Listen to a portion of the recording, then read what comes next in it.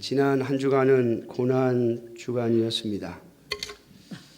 고난 주간은 예수님의 십자가의 죽으심을 기억하고 그 죽으심이 바로 우리 자신의 죄 때문임을, 내 자신의 죄 때문임을 기억하면서 우리가 주님 앞에 우리의 죄인 됨을 고백하고, 그리고 주님의 은혜와 은총을 입은 자로서 하나님의 백성으로서의 삶을 살아가기로 다짐하며 보내야 하는 주간이었지요.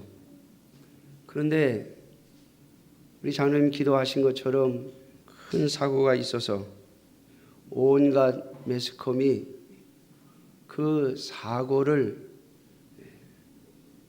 방송하느라고 우리의 온 마음을 그 세월호 침몰 사고에 빼앗겨 버렸습니다. 사랑하는 성도 여러분, 그래도 혹 그 사건들을 보면서 주님의 십자가를 생각하고 우리의 죄인됨을 볼 수 있었기를 주님의 이름으로 바랍니다.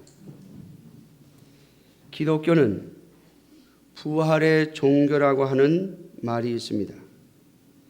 이 말은 진리입니다. 왜냐하면 기독교 신앙에서 부활에 대한 신앙을 빼어버리면 기독교의 신앙은 다 무너지기 때문입니다. 우리의 신앙은 예수님의 부활에 근거하고 있습니다. 그러므로 기독교인들은, 기독교의 신앙은 예수님의 빈 무덤을 자랑합니다. 어떤 종교는 자신들이 추앙하는 자의 사리를 자랑하죠. 그래서 우리는 그 사리를 모시고 있다라고 하면 그곳에 사람들이 많이 간다고 해요. 세상의 종교들은 그들의 창시자들이 가르쳐준 가르침, 그리고 그들의 깨달음, 그들의 사상을 전하고 그들의 사상을 중요시합니다. 그러나 기독교의 신앙은 예수님의 가르침 이전에, 예수님께서 우리에게 전해주신 모든 가르침 이전에 예수 그리스도의 죽으심과 부활을 증거합니다. 예수님께서 십자가에서 죄 없이 죽으셨다는 것과, 그리고 그분께서 3일 만에 다시 살아나셨다고 하는 것을 증언하면서 그것을 믿으라고 하는 것이죠. 그래서 오늘 저는 말씀의 제목을 예수님의 부활을 믿으라 그렇게 정했습니다. 왜냐하면 오늘날 하나님의 교회 안에 예수님을 믿는다고 말하고 나도 기독교인이라고 말하면서도 예수님의 사상은 받아들일지 몰라도 예수님의 부활은 믿지 않기 때문입니다. 단지 예수 그리스도께서 십자가에 죽으셨다는 것을 믿는다고 하는 것은 믿음이 아닙니다. 왜냐하면 예수님께서 십자가에 죽으심은 온 인류가 다 아는 사실이요, 온 인류가 다 알고 있는 것이기 때문입니다. 예수님이 십자가에 죽으셨다고 하는 것은 믿음의 대상이 아닙니다. 이미 그것은 역사적인 사실이기 때문이죠. 예수님께서 나의 죄를 위하여, 바로 죄인된 우리의 죄를 위하여 죽으셨다고 하는 것을 믿으라는 것이 기독교의 신앙이요, 그 예수께서 죽었다가 다시 살아나셨다고 하는 것을 믿으라고 하는 것이 기독교의 신앙입니다. 그러므로 사랑하는 성도 여러분, 예수 그리스도께서 십자가에 우리 죄를 대신하여 못 박혀 죽으시고 운명하신 지 3일 만에 육적으로 부활하셨음을 믿는 것, 이것이 바로 오늘 우리의 신앙이며 기독교의 신앙입니다. 그러므로 예수 그리스도께서 십자가에 못 박혀 죽으신 후 무덤에 장사되셨다가 3일 만에 육적으로 부활하셨음을 믿는 여러분들이 되시기를 주님의 이름으로 축원합니다. 예수 그리스도의 육적인 부활을 믿는다는 것은 우리에게 4가지 의미가 있습니다. 첫째는 십자가에서 죽으신 예수님은 죄 없이 대속의 죽음을 죽으셨다는 것을 의미합니다. 예수님의 부활이 없다면 예수님의 죽음은 우리에게 아무런 의미가 없습니다. 왜냐하면 모든 인간은 죄인이기에 이 땅에서 육적인 죽음을 반드시 맞이할 것이기 때문입니다. 예수 그리스도께서 이 땅에 재림하실 때까지 모든 인간은 이 땅에서 반드시 죽을 것입니다. 히브리서는 사람에게 한 번 죽는 것은 정해진 것이라고 말씀하십니다. 왜냐하면 인간은 죄인이기 때문이죠.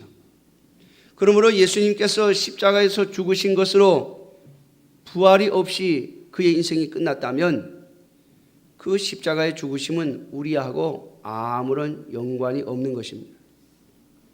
그러므로 사랑하는 성도 여러분, 예수 그리스도께서 죄 없이 십자가에 죽으셨음을 믿으시기를 주님의 이름으로 축원합니다. 예수님께서 죄 없이 죽으셨다는 말은 바로 나의 죄 때문에 죽으셨다고 하는 것을 의미하는 것이죠. 그러므로 예수님의 십자가에서의 죽으심과 그리고 예수님의 부활은 바로 우리 자신이 죄인이라고 하는 것을 증명하는 것입니다. 그러므로 예수님의 육적인 부활을 믿지 못한다면 우리는 우리 자신이 죄인임을 인정하기를 거부하는 것입니다. 두 번째로 예수님의 십자가에 죽으신 후에 예수님의 부활은 예수님께서 사망을 이기셨음을 우리들에게 증명합니다. 모든 인간의 소원이 바로 이 사망을 이기는 것이죠. 그래서 불교의 석가도 이 죽음의 문제 때문에 고민을 했어요. 그러나 그는 그 문제를 해결하지 못했습니다. 그리고 그는 말하기를 내가 깨달았다. 이 세상의 모든 생명은 죽으면 또 태어나고 죽으면 또 태어나는 것이다 라고 말함으로써 죽음을 해결하지 못하고 그것을 받아들일 수밖에 없음을 간접적으로 고백한 것입니다. 그러나 예수님은 윤회가 아니라 죽음을 이기시고 다시 부활하셨습니다. 다시 말하면 예수님의 부활은 사망을 이길 수 있음을, 사망을 이겼음을 증명하는 것이죠. 그러므로 예수님의 부활을 믿는 우리의 신앙은 예수님께서 우리의 구주가 되심을 증명하는 것이에요. 우리가 예수님을 구주라고 하는데 예수님을 우리의 주님이라고 부르는데 여러분 무엇 때문에 예수님을 주님이라고 부르십니까? 그저 나의 문제를 해결해 주시는 분이요? 나에게 좋은 것을 주시는 분이요? 아니요. 여러분 예수님께서 우리의 주인이 되신다고 하는 것은 바로 예수님이 부활하셨기 때문입니다. 오늘 본문에도 보면 내가 만일 내 입으로 예수를 주로 시인하며 하나님께서 그를 죽은 자 가운데서 살리신 것을 내 마음에 믿으면 라고 말하고 있습니다. 예수님의 부활을 믿는 자가 예수님을 주님이라고, 나의 구주라고 고백하는 것입니다. 그러므로 예수님의 부활은 예수님이 우리의 유일한 구주이심을 증명하는 것입니다. 네 번째로, 예수님의 부활은 우리의 부활을 보증합니다.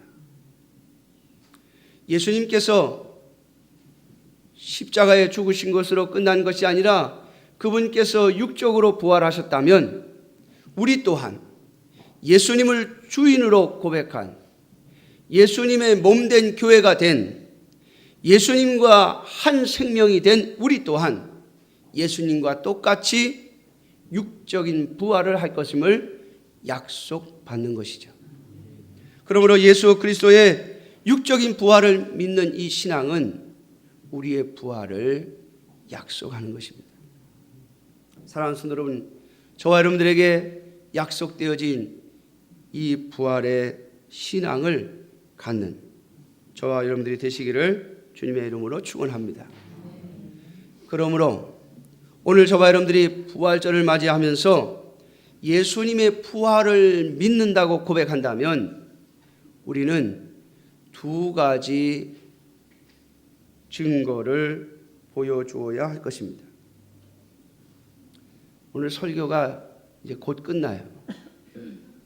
졸려고 하시는 분들 얼굴을 드십시오. 아이고 목사님 이제 시작했으니 앞으로 한 20분은 남았는데 중간에 좀 자다가 끝날 때쯤 눈 한번 뜨자. 그러지 마시고 이제 끝납니다. 우리가 예수 그리스도의 부활을 믿는다면, 부활하신 예수님을 믿는다고 고백한다면, 우리가 그것을 믿는다면 우리는 두 가지를 해야 돼요. 첫째는 예수님을 나의 구주이시라고, 나의 주님이시라고 하나님 앞에서 고백해야 됩니다.